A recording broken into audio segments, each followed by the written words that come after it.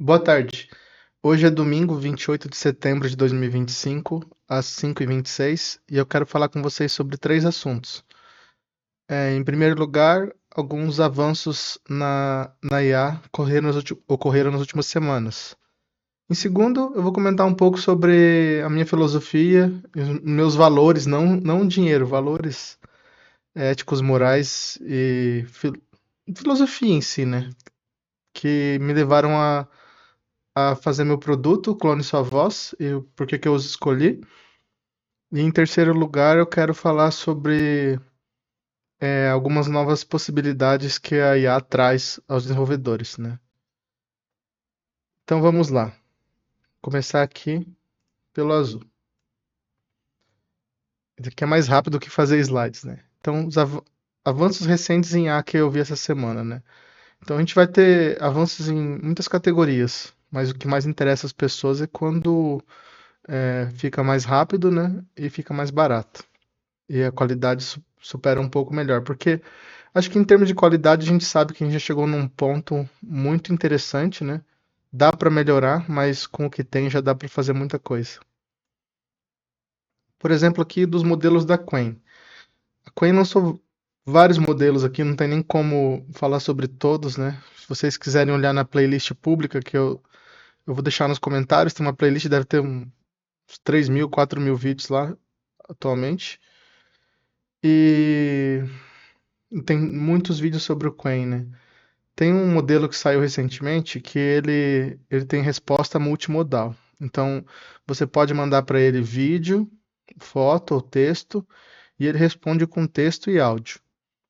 A Qwen também lançou um outro modelo de visão muito avançado, assim, que se você joga um vídeo para ele, ele descreve o vídeo com muitos detalhes.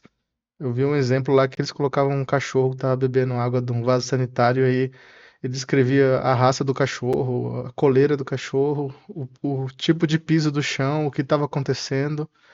E esse modelo é bem interessante para você fazer também agentes que tirem screenshot da tela, ele vai dizer onde você tem que clicar, né? E eu estava vendo um exemplo que o rapaz pediu pro agente fazer a instrução lá para comprar um carro, né? Aí a gente se perdeu no campo do CEP, eu acho que ele digitava os números, aí o campo é de tamanho limitado, ficava rodando e ele não sabia que tinha um limite, né? Mas foi um agente que o cara deve ter feito em 1 hora, assim, que ele provavelmente ficava tirando print da tela, mandava pro Quen, pedia as instruções e aí movia o mouse e clicava. E aí saiu mais uns outros modelos do Quen bem grandes também. Acho que o Quen é da Alibaba, eu nem lembro quem que é o fabricante dele. Mas é uma das coisas que aconteceram na última semana, porque principalmente esses modelos são open source, né? Então, você quiser, você não consegue rodar na sua máquina, você teria que ter uma máquina muito boa. Mas você aluga uma GPU pagando 1, 2, 3 dólares por hora e você faz o experimento. Às vezes você usa por 15 minutos e desliga a GPU. Então tá ficando muito barato, são modelos muito bons e software livre, né? Aí tem essa maratona de programação internacional aqui, ICPC. Eu não sei se é maratona ou Olimpíada que é. Ela tem 12 problemas. Ninguém nunca conseguiu resolver os 12, porque são problemas difíceis, né? Você tem poucas horas.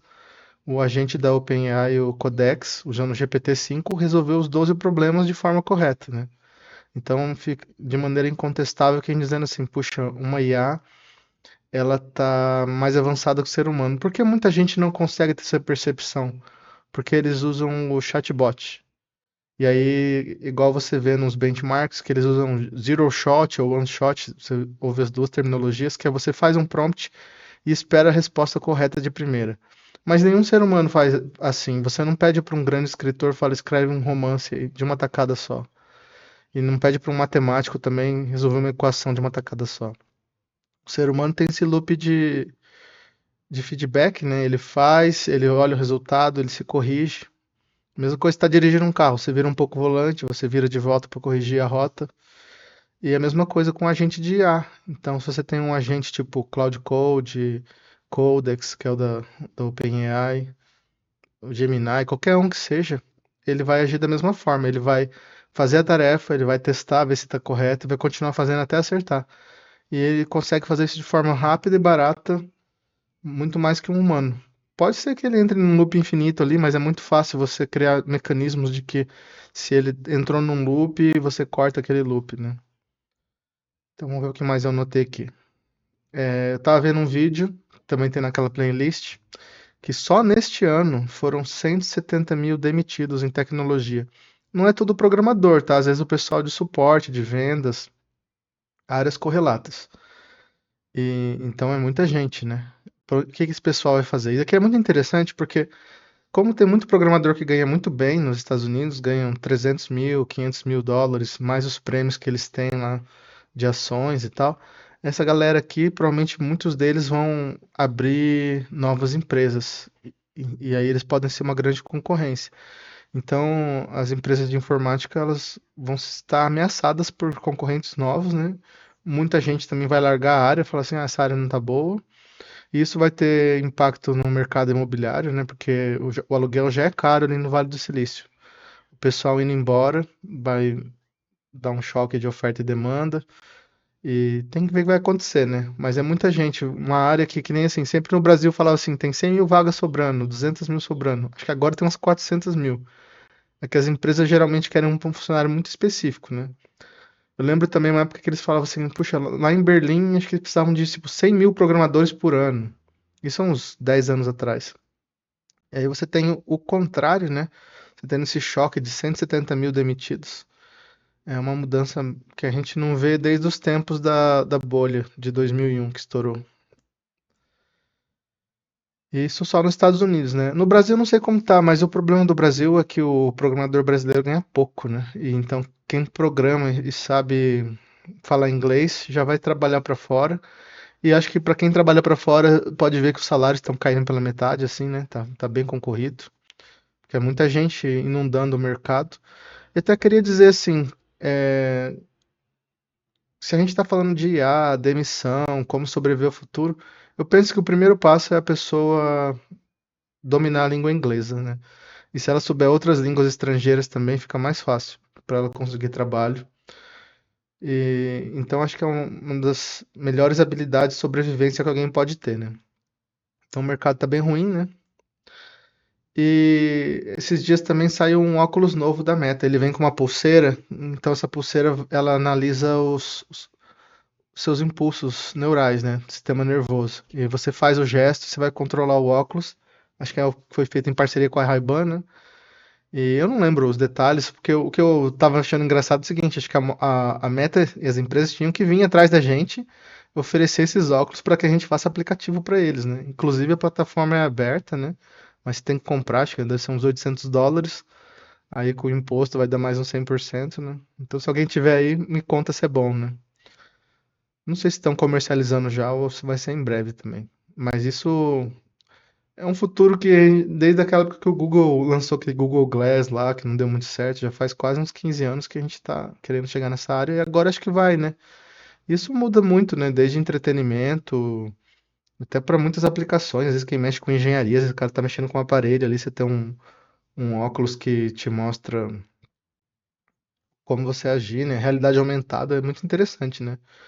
Até teve uns vídeos mostrando que fizeram um aplicativo que o cara saía num campus universitário com um óculos desse, o óculos identificava a pessoa, puxava toda a ficha da pessoa na internet, né? O nome, profissão. Mas vai ser meio bizarro, né? Se você andar na rua com todo mundo com um óculos desse, provavelmente no futuro vire uma lente de contato, né? Aí também aqui sobre veículos autônomos, né? Tá cada vez mais se espalhando, né? Veículos se dirigindo sozinho nas cidades. Tem várias tecnologias, tem uns que usam câmeras, outros usam LiDAR, né? Tipo um radar a laser. E isso, por que que isso impacta? Porque antigamente, nos últimos 10, 15 anos, se alguém ficasse sem renda, falava, vou trabalhar de Uber, né? Então vai chegar um momento que, como que você vai trabalhar de Uber se o Uber vai estar automatizado, né? E aí eu tava pensando esses dias, né?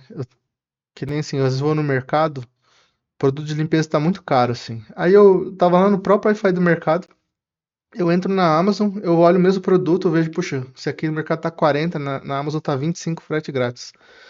Fala, vou comprar pela Amazon, né? Aí compro lá no próprio mercado mesmo, põe no carrinho de compras da Amazon, compro, não pago nada de frete por causa do. Esqueci o nome do programa da Amazon de gratuito lá. Prime, né? Mas enfim, aí eu tava pensando, eu falei, poxa, se eu não preciso ir ao mercado para comprar um produto, já tem serviços de assinatura assim, tá? Então, uma figura que vai se tornar descartável num futuro próximo é o supermercado.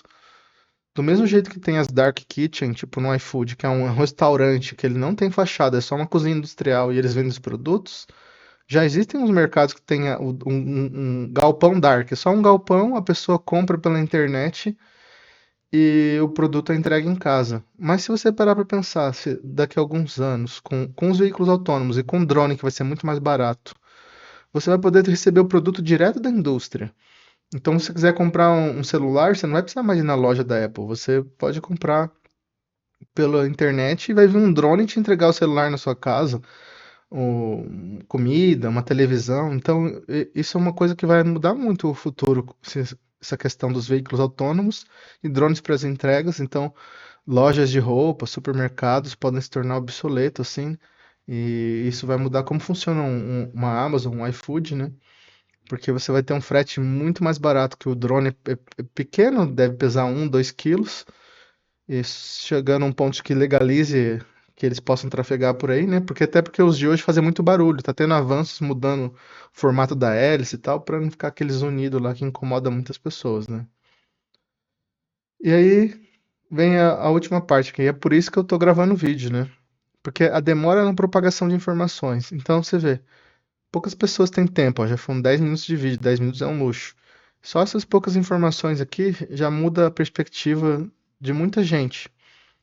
Então, demora um tempo para as pessoas saber, existe uma empresa da China chamada Quen que faz modelos de IA gratuito.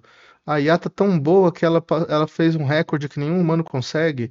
Nossa, tem tanta pessoas sendo demitidas e tem um produto novo. Então, enfim, conforme essas informações vão se propagando, o jogo vai mudando, porque as pessoas sabem que elas têm que mudar a estratégia delas, né? Agir diferente. Porque se você, por exemplo, quer procurar um emprego, se antigamente você perdia um emprego. Uma época, eu recebia ofertas de emprego toda semana em informática. Hoje eu recebo uma por mês, assim. E dá um exemplo para vocês, assim. Façam a seguinte pergunta para si mesmo. Se você trabalha, você é funcionário CLT. Se você perder o seu emprego hoje, quanto tempo você acha que vai demorar para você conseguir outro? Você acha que vai conseguir com salário maior, igual ou menor? Então a gente vê que as condições estão se deteriorando, né? É por isso que eu quero falar aqui um pouco como um segundo assunto da filosofia que eu embuti na criação do meu primeiro produto ali, o Clone Sua Voz, que é só um laboratório para eu poder criar outros, né?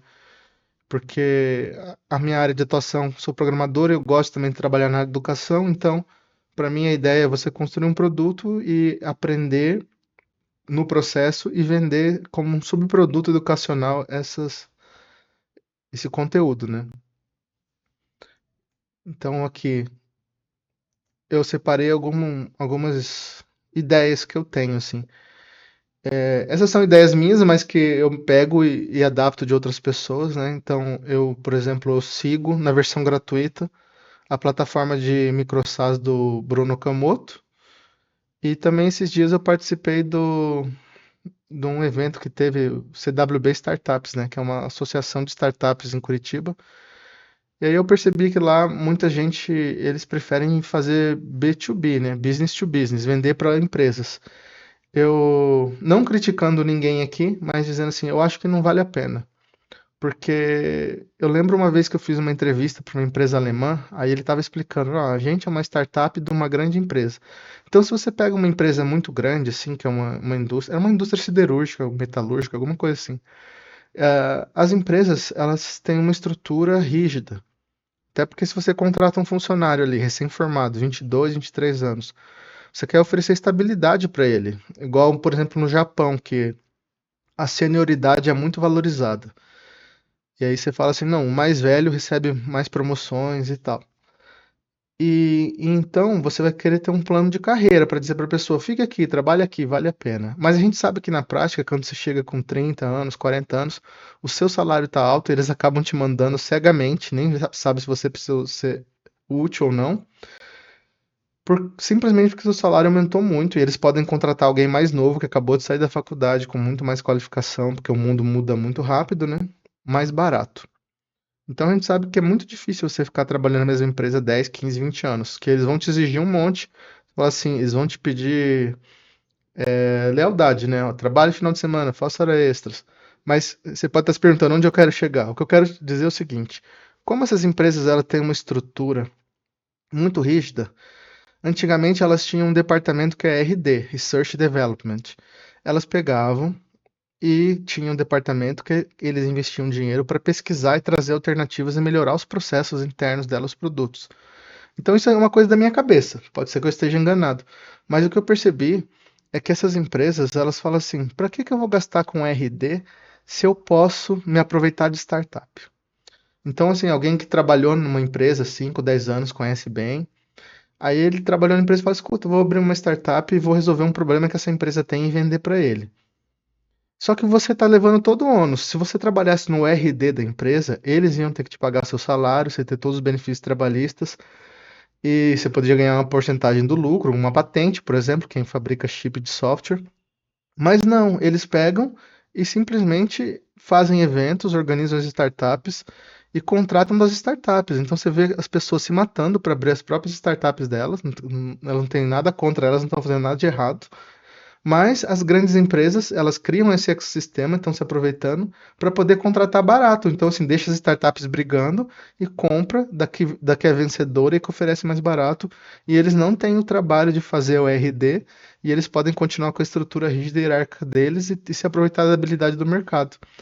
Aí eu fico pensando assim, puxa, é muito esforço que você tem que ter, porque se você assume todo o ônus, todo o risco, e você não tem uma garantia de conseguir o investimento deles, né?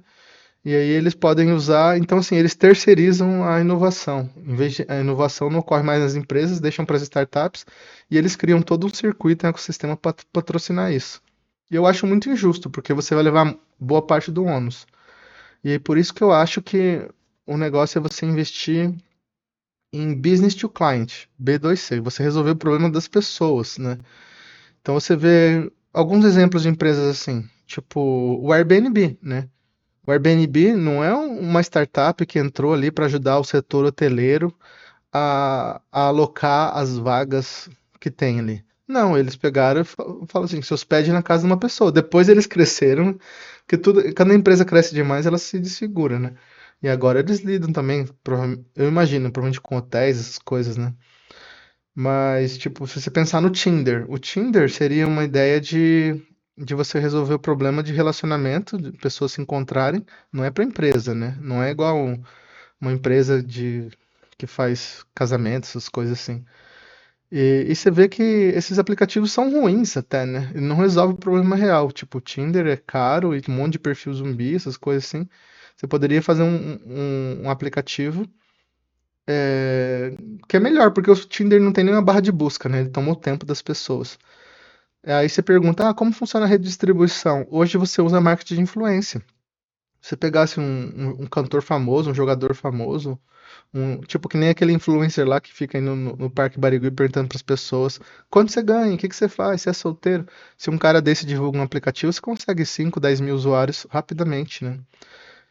E então, assim, existem alternativas a esse modelo B2B que é meio engessado, né? É você resolver o problema das pessoas, que nem tipo animal de estimação. Tava pensando em ideias hoje, por exemplo. Quem tem animal de estimação? Eu não tenho, mas vai viajar. Você deixa na casa de uma pessoa, aí você cria um sistema lá de reputação. Já deve ter até aplicativos do tipo, né? O- É como se fosse um Airbnb para animais, então. Ou que nem, por exemplo, você compra uma furadeira. Você vai lá, paga 100, R$ 200 numa furadeira. Mas você vai usar ela uma, duas vezes por ano. Então você poderia ter um sistema que você empresta coisa para as pessoas, uma furadeira, um martelo, uma ferramenta, e aí você tem um sistema de reputação. Ou livros mesmo, você tem um monte de livro, você não lê, você quer emprestar os livros, né? E aí você foge do sistema corporativo, tipo, sei lá, um estante virtual, você tem que pagar uma taxa. Você teriam coisas que estimula a sociedade, né? Você juntar as pessoas sem ter que passar por essas grandes empresas. É igual eu falei assim, qual o sentido de ir num supermercado? Você paga num produto às vezes 50% a mais. É igual esses dias, eu fui no cinema, eu paguei R$ 9 uma garrafa d'água. E a mesma garrafa d'água que você compra no mercado é por 2,50, né? Então, assim, eu acho que a gente tem que repensar a sociedade, porque assim, se as empresas não têm fidelidade com a gente, eles mandam embora centenas de pessoas, centenas de milhares de pessoas, os salários são baixos, eles exploram todo mundo, a gente não pode continuar alimentando esse sistema, né? Então, esse é um dos valores. Vender para pessoas, porque aí você resolve o problema de uma pessoa, deixa ela mais feliz. Que nem um outro exemplo. Por ano, deve ser uns 3, 4, 5 milhões de pessoas que prestam o Enem. Então, se você vender um produto educacional, se você tiver 10 mil usuários que seja, né? 10 mil usuários pagando R$ 100, dá R$ 1 milhão. Então, resolve um problema real. Estudar para o Enem, estudar para um concurso. E eu acho que o modelo de assinatura, que é você cobrar R$ 10 por mês, R$ 20 por mês, ele está saturado. Porque a pessoa, ela abre a fatura do cartão dela, ela olha assim, tem o Netflix, tem a Amazon Prime, aí tem o iFood lá, que tem a assinatura dos cupons, tem... Se você joga videogame, tem a assinatura da Microsoft, do PlayStation, a assinatura do Nintendo. Aí a pessoa soma todos os gastos dela e fala: Puxa, eu tô gastando R$ 500 por mês em assinatura aqui, do plano de milhagem, do que for que seja.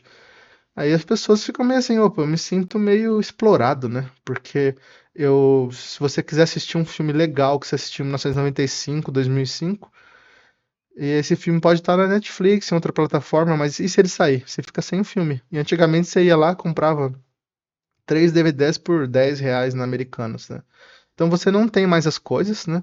É igual o software. Você vende um software, a pessoa não paga assinatura, não pode usar mais. Então eu acho que é legal você vender uma coisa que a pessoa paga e ela fala, não, agora é meu, não tem custo oculto, né? E não é uma coisa que vai ficar sangrando a pessoa. O desafio é você achar um preço bom, porque a pessoa às vezes fala assim, eu não quero usar isso muito. Então você tem que vender uma coisa que a pessoa use sempre, ou que ela pague com gosto, falando, não, não estou me sentindo explorado pagando demais, né? Porque o esquema da assinatura é falar assim, ó, em vez de você pagar R$ 500, me paga 30 por mês, aí a pessoa se sente ganhando. Mas tudo tem que ser calculado. Eu também acho que para uma empresa pequena, um programador, se você vende por assinatura, é porque essas empresas Netflix outras são do exterior, não precisam emitir nota fiscal. Mas se você estando aqui no Brasil, se você tem uma empresa ali, você tem 100 usuários, 100 assinantes, todo mês você vai ter que emitir uma nota. E aí isso vai dar um trabalho para você, é um custo a mais, é uma rotina a mais, às vezes tem que contratar uma pessoa só para isso. Se você faz sozinho, você só emite a nota na venda, né? E não tem que ficar dando tanto suporte. Aí eu acho que o que dá para se investir muito é num sistema de afiliados, assim. Então você oferece um prêmio por pessoa, porque se você vender numa plataforma, Hotmart ou outras plataformas, você vai pagar uma taxa muito grande para eles, né? Então acho que o negócio é você construir o seu próprio sistema de afiliados. Então eu estou com o meu radar nisso. Estou pensando até em construir um que seja usado por outras pessoas. Por quê? Porque também você pode juntar isso com marketing de influência. Em vez de você ficar gastando dinheiro para anunciar na Meta, no Facebook, no TikTok, você pode construir um marketplace, que talvez já até exista, né? De influenciadores que eles vão ter ali qual que é o público que eles alcançam, qual o valor que eles estão pedindo. Você já deixa uns contratos padrões ali. E aí as pessoas, as empresas, as pessoas podem ah, contratar via esse marketplace. Você cobra, sei lá, R$ 100 para cada empresa por ano, sei lá, para ela entrar e para cada influencer. Aí você pode dividir em categorias. O influencer que tem até 5 mil seguidores, 10 mil seguidores, mais de 1 milhão. E aí é um jeito de se distribuir seu programa. Em vez de ficar pagando anúncio, você paga o marketing de influenciador. Só que o marketing de influência, às vezes a pessoa tem um monte de robô que segue ela. Por isso que o afiliado ele é um pouco melhor. Então você pode tentar transformar um influenciador num afiliado, porque aí você paga pelo resultado atingido, né? Mas são ideias que eu estou dando aqui que vocês podem adaptar e usar. Eu, enfim, é o que eu acabei de falar. O marketing de influência parece ser mais eficiente e barato do que anúncios. Aí eu também criei uma versão SDK. Por quê? Eu percebi o seguinte, que os agentes de IA vieram para ficar. E um tipo de agente é um agente que você comunica por voz. Para se comunicar por voz, você tem que integrar com algum sistema de TTS. Você pode usar os mais tradicionais, o Google, o Eleven Labs, mas se você tiver uma biblioteca à parte que ela te permite trocar provedores, é mais flexível para você. Porque se vier uma tecnologia nova, mais barata, você só troca o provedor. E a melhor maneira de fazer isso é se deixar o software livre e criar uma comunidade. Então você está vendendo também a sua influência, a sua presença, que as pessoas elas vão estar comprando o produto para estar próxima de você, ter acesso ao software e elas podem até contribuir para evoluir. E você não precisa ficar se preocupando se estão pirateando o seu software, não. Você deixa ele software livre, você vende uma coisa. Isso aqui é mais útil para quem é programador, né? Mas é, como eu falei, é difícil fazer as pessoas enxergarem novas modalidades, né? Mas é uma coisa que faz parte da minha filosofia, porque, igual eu falei para vocês, assim, eu não vejo muito sentido. A gente, programador, a gente gastou nosso tempo na faculdade, a gente tem que comprar o computador, tem que pagar a internet, comprar a cadeira, comprar os livros, estudar no nosso tempo livre. Aí você chega, vai trabalhar numa empresa, é um sistema legado de 10 anos, que já passou 30 programador ali, é a maior bagunça. Aí você trabalha, você faz hora extra, você faz de tudo. Os caras não te dão uma porcentagem dos lucros, eles não te dão um aumento, eles te mandam embora quando você quer, porque é muito raro você conhecer um programador que trabalha muitos anos numa empresa que esteja feliz, porque também uma hora ele vai enjoar. E aí você vê que tá acontecendo um monte de coisa legal, tem um monte de linguagem nova de programação e o cara tá mexendo com Delphi lá, uma coisa que ninguém usa há mais de 20 anos. Então, por isso que eu comecei a trabalhar nesse modelo, né? E espero que dê certo ou não. Mas eu acho que ele é muito mais gratificante. Então, às vezes, mesmo que você não ganhe o mesmo dinheiro que você ganhava fora fazendo freelancer, pelo menos você não tem não acorda pensando que vão te mandar embora ou pensando que você está usando uma tecnologia que você não gosta. Aí agora a última parte para encerrar o vídeo, eu vou falar de algumas coisas que a gente pode fazer com o IA, porque muitas pessoas só conhecem o chatbot ali, mas a gente que é programador, você tem um leque de opções diferentes. Vamos ver o que eu separei aqui. Então, assim, algumas vantagens de programar com IA, que nem, por exemplo, eu já, se não faz 12 meses, é mais de 11 meses e meio que eu estou programando só com IA. E uma das coisas que eu fiz foi escolher programar na linguagem Go, porque originalmente eu sou um programador Ruby on Rails. Aí eu estava estudando um pouco de Elixir o ano passado, estudando um pouco de Python. Aí comecei a programar com IA, falei, vou programar em Python, então. Aí eu fiz muitas coisas em Python. Aí recentemente eu percebi assim, falei, puxa, eu quero fazer uma coisa diferente. Aí eu falei, vou usar Go. O Go ele é mais interessante porque se você está fazendo um web server, por exemplo, você na hora de implantar, você pega só o arquivo executável e coloca lá. Você não tem que colocar um monte de biblioteca de dependência, não tem todos esses problemas. Se você tem um executável que você pode construir com Docker e tal, você pode programar. Então você não tem mais a barreira de linguagem, né? Não existem mais limitações de linguagem de programação. Não tem mais aquela coisa, eu programo em Ruby, eu programo em Python, em Java. Agora você programa em qualquer coisa, porque a IA ela consegue fazer relativamente bem em qualquer linguagem. Você vai sofrer um pouco para depurar, mas você vai aprender no processo, né? Você não tem que ter mesmo conhecimento de antes, né? Então isso é uma coisa que eu investi muito no último ano. Eu programei em linguagens que eu nunca conhecia, em ferramentas bem diferentes, e, e isso não muda muito, sabe? Então também é mais fácil de usar, né? Coisas que você tinha dificuldade, como eu vejo assim diariamente, assim, semanalmente, né? Tem bugs que eu passo e falo, puxa, se eu fosse fazer sozinho isso daqui, ia ser uns 3 dias para resolver. E com a IA foi muito mais fácil. Mas aqui é outra coisa que eu escrevi. É mais fácil usar tecnologias como WebRTC e TensorFlow. Então, o WebRTC deve estar por aí desde 2011, 2012 disponível.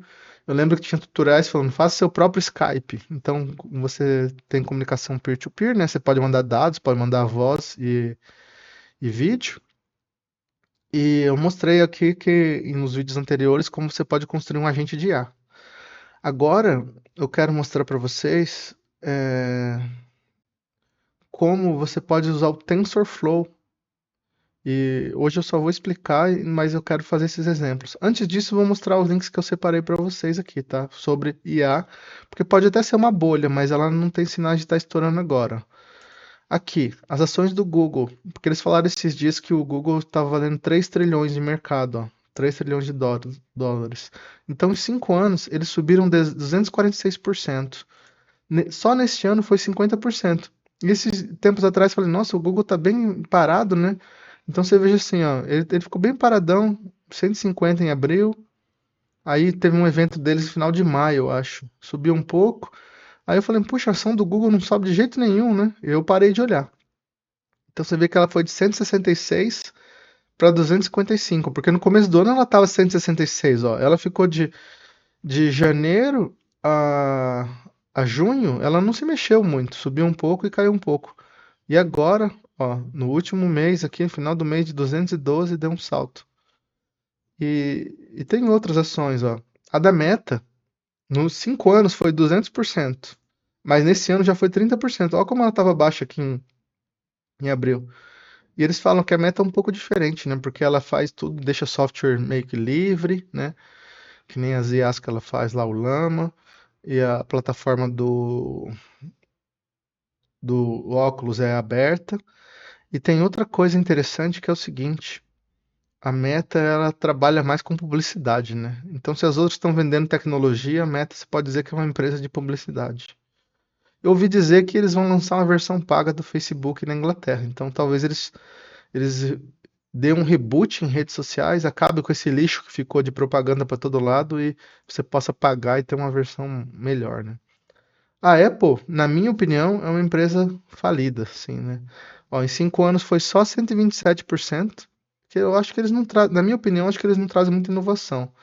Esse ano foi só 12%, aqui quando eles perderam um processo lá em abril, caiu acho que 10% num dia. E eles falavam que ia lançar o Apple Car e tal, e não vem, e eu não vejo inovação, para mim os iPhones são todos iguais, né? É uma empresa muito grande, vale quantos aqui, não sei quantos trilhões que vale. Ó, 3,79 trilhões, mas para mim isso aqui é um grande Golias. Para mim eles estão perto da queda deles, né? Não trouxeram muitos avanços em IA, não sei se estão mexendo nisso. Fizeram um artigo mequetrefe lá que falava as limitações da IA. Claro, queria que a IA fizesse 1.000, 2.000 passos de torre de Hanoi de cabeça, né? Então aquilo ali foi um artigo de ou burrice ou má vontade, na minha opinião, né? Porque é totalmente sem sentido, né? E quem acreditou é meio perdido também, né? Porque não sabe como que os seres humanos funcionam para resolver as coisas. O ser humano usa ferramentas e ninguém resolve tudo numa tacada só, né? Aí uma coisa interessante da Tesla aqui, que eu tava falando aquela questão dos drones, é que tem um vídeo que saiu há 3 meses, ó. É o carro da Tesla se entregou pro vendedor, né? Então ele saiu da fábrica, não precisou passar na concessionária, né? Apesar que podia estar na concessionária. Mas ele sai da fábrica e vai e se dirige para casa da pessoa, né? E aí por isso que eu tava falando aquela questão lá de que num futuro próximo nós vamos poder comprar direto da fábrica, vai ser entregue via drone, então você vai ter toda uma cadeia de distribuição que vai deixar de existir ou perder o poder que tem hoje, tipo um Walmart e tal. Você vai poder simplesmente assinar na sua casa os produtos. Aí eu digo até o seguinte, num outro futuro próximo você não vai precisar nem comprar, né? Você vai ter na sua casa vai ter uma máquina, tipo uma impressora 3D e ela vai imprimir o que você quer. Mas talvez demore uns 100, 200, 500 anos para chegar nesse ponto, mas também não é impossível, né? Aí, aqui em relação ao que eu separei para vocês sobre TensorFlow, que é essa biblioteca do Google de IA, né? E ela tem uma versão JavaScript, então você consegue usar ela para detectar, reconhecer gestos, né? A posição da tua mão. E aí eu separei alguns vídeos aqui para mostrar bem rápido, ó, que nem dá para usar muito em jogos, né? Então você veja aqui, ó, essa é a câmera do notebook. Você está usando a mão e ela está mapeando para um mouse na tela e você pode movimentar o jogo. E por que eu estou falando sobre isso? Porque você programar isso para um programador que às vezes não sabe JavaScript ou não entende de IA é uma barreira muito alta. Só que com um agente de IA é muito fácil fazer isso. Você pega e escreve, pede para a gente e ele vai fazer, né? Quer dizer, é muito mais fácil que fazer na mão. Então aqui tem o da mão, né? Que nem falei para vocês, você pode usar para gestos.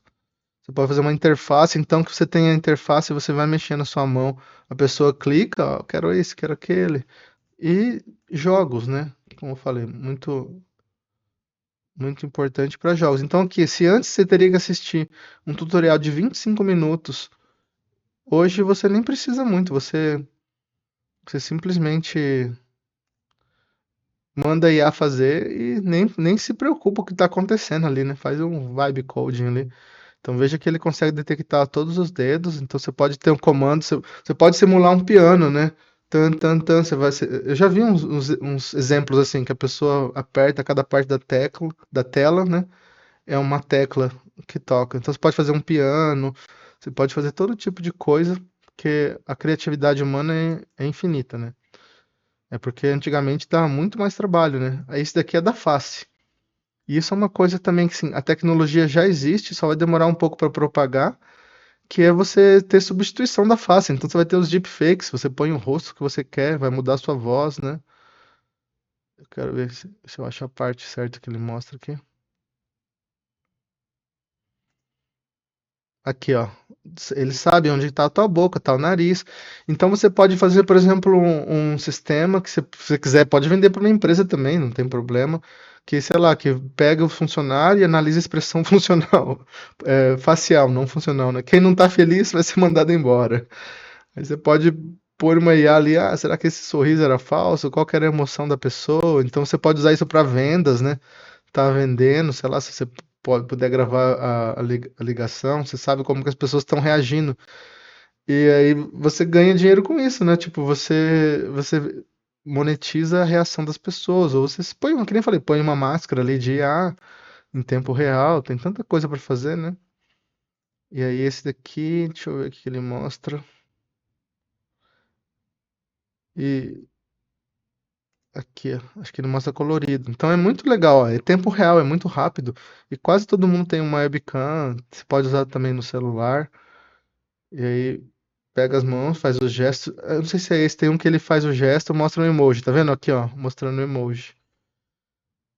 Eu não deveria ter fechado as telas aqui, né, que eu posso querer usar depois. Mas enfim, é muito bacana, fácil de fazer com a gente de IA, né? Esse aqui detectando a pose do corpo, que aí você pode construir uma control net, que é um esqueleto, e você pode substituir um corpo também. Ó, e isso é muito rápido. Então aqui a parte de TensorFlow, aqui acho que é um outro parecido, né? Acho que eu abri o mesmo duas vezes. Ó, e não precisou de nenhum recurso especial, é uma webcam simples, você não tem que... Eu lembro que há uns 15 anos atrás eu vi na televisão um menininho que tinha feito um óculos, que era para ajudar a enquadrar, que aí você colocava aquele óculos e você poderia mexer o mouse com os olhos, né? Então, pra mim é difícil porque a minha câmera é muito alta, vocês nem veem meus olhos abertos, minha pálpebra é mais caída, né? Mas, enfim, isso é o meu próximo desafio, que eu quero mexer com isso, que é a parte de TensorFlow, que eu quero fazer um joguinho, eu quero fazer uns balãozinhos, aí aparece o balão, você mexe a mão assim, você estoura. Só para exemplificar para vocês, programação com IA, né, e com TensorFlow. E, enfim, isso abre uma nova gama, que nem falei assim, se um programador que às vezes não tem um diploma, só tem um curso técnico, aprendeu a programar, não sabe muita coisa assim, e ele se sentia inibido, né, por dificuldade, hoje não, ele pode usar a IA para preencher esse intervalo. E recentemente o Cloud Code ficou muito ruim, né, a qualidade dele. Aí eu troquei, eu comecei a usar o Z.AI, é muito barato, né? Tem um modelo lá que você paga um plano que você paga $3 no primeiro mês. Eu peguei o plano anual para garantir o desconto de 50%, né? E, e dá para usar esse modelo chinês aqui que é focado em código GLM 4.5. E eu estou usando o Cloud Code e para mim não tem feito diferença, né? Tá funcionando bem. E saiu o MCP do DevTools do Chrome, né? Esse eu ainda não experimentei, mas basicamente com isso, o seu agente de IA pode controlar o browser e ele tem acesso à parte de profile, otimização, então ele sabe quanto tempo demora para pintar a tela, para você poder otimizar. Você pode usar depuração JavaScript. Com isso daqui você consegue fazer agentes de IA muito poderosos, né? Então basicamente é isso. Já foram 40 minutos de vídeo, eu sei que muita gente não tem paciência, mas é como eu falei, é muito importante a gente divulgar a informação, porque demora para propagar, né? Tem um ex-aluno meu que falou: Ô professor, faz um vídeo curto. Mas se você faz um vídeo curto, você só transmite aquela informação fast food, que não tem muito valor. Para mim, eu acho que vale a pena você ouvir uns 40 minutos do meu vídeo e você parar, refletir em tudo que a gente discutiu aqui, né? E, e que você possa tomar as melhores decisões para você, seja que você não queira perder seu emprego ou queira se reposicionar no mercado, ou como eu sugeri, uma boa opção é você tentar fazer sua própria startup, né? Usar, nem que você tenha um emprego de dia, né? Que nem eu falo, pessoal, é tipo o Batman. De dia você é o Bruce Wayne, de noite você é o Batman, né? Então, de dia você trabalha normal e no seu tempo livre tente fazer sua empresa, né? E como eu falei, uma ideia boa é você, enquanto você está fazendo seu produto para vender, você pega a inteligência, a tecnologia, os subprodutos que você fez ali, os sistemas, e você venda eles na forma de curso ou de software. Eu acho que é uma boa estratégia, né? E como eu vi um rapaz falando ali na internet, eu nem assisti o vídeo inteiro, mas ele falava assim, são duas coisas que a gente faz só como programador, é você construir e vender. Então você tem que investir em duas partes, aprenda a desenvolver o software, que não precisa de muito hoje, porque a IA, ela, ela preenche muitos... É que eu tô acostumado a tudo em inglês, né? Gap, né? Tipo, os intervalos, espaços. E vender, que como eu falei assim, você pode tentar investir em marketing de influência, né? Eu vou até pesquisar porque eu acho que vale muito a pena fazer esse sistema de um marketplace de influenciadores digitais, né? Seria muito interessante. Tome muito cuidado com a questão legal, né? Não façam coisas que sejam ilegais ou que atraiam coisas legais. Que nem, por exemplo, há uns 15 anos eu queria fazer um site para venda de carros. Aí eu falei, não, eu não vou fazer isso porque tem muito golpe que o cara fala que vai comprar o carro.